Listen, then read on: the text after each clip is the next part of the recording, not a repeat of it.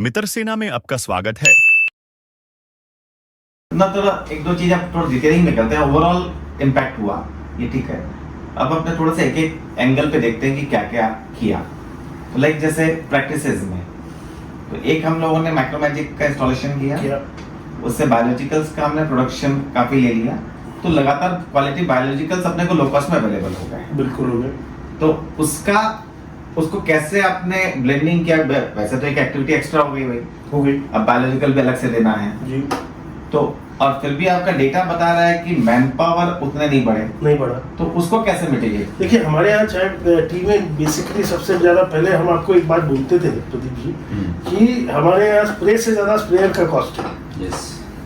हमें मतलब कॉकटेल करके मार देना इजी है, बस बजाय कि आपकी ये एक मैं अपनी केमिकल मारूं, एक राउंड फिर बायोलॉजिकल मारूं, फिर इमरजेंसी में फिर केमिकल मारूं, तो ये persistent use of cocktails as per need with more emphasis on biologicals करते करते करते, जैसे अभी मैं अगर एवरेज निकालूं तो हमारे इस सीजन में तकरीबन 16 राउंड स्प्रे हुए हैं, जो कि otherwise on any other day would have been almost 25 spray से ज्यादा हो चुके होते। तो मेरे अल्टीमेटली स्प्रे राउंड्स जो है वो भी रिड्यूस हुए हैं, and I have data to show that. तो 25 की जगह 16 राउंड हुए, तो उसमें जैसे कॉकटेल्स में क्या क्या चीजों को मिक्स किया, जैसे बायोलॉजिकल के साथ कौन सी चीज के साथ क्या मिक्स किया, उसका कुछ अंदाजा? जैसे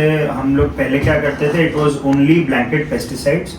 स्पॉट पेस्टिसाइड्स बहुत कम था, क्योंकि स्पॉट अपने गार्डन में काम ही नहीं करता था, क्योंकि रेजिस्टेंस जीरो था। थोड़ा सा भी एक पैच में भी अगर थोड़ा सा भी एक 10 बुश में भी लूपर आ जाता, और अगर हम उसको अवॉइड कर देते तो नेक्स्ट डे नेक्स्ट 48 आवर्स में पूरा एरिया में फैल जाता था, क्योंकि उतना भी रेजिस्टेंस नहीं था बुश के पास, क्योंकि it was so habituated to every 10 days chemical sprays.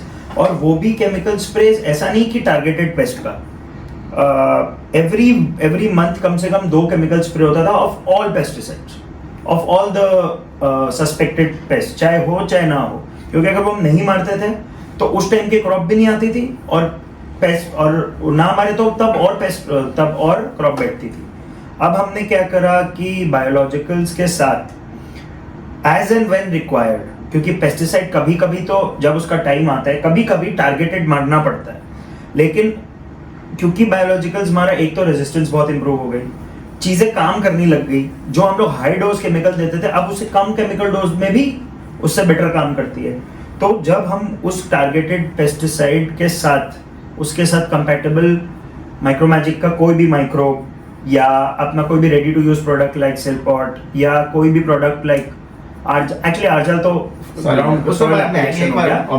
एक बार हाँ, तो जब हम वो कॉम्बिनेशंस यूज करते हैं चीजें काम भी करती है और चीजें ज्यादा दिन तक टिकती भी है। ऐसी और इन्फॉर्मेशन के लिए मित्र सेना को जरूर फॉलो करें।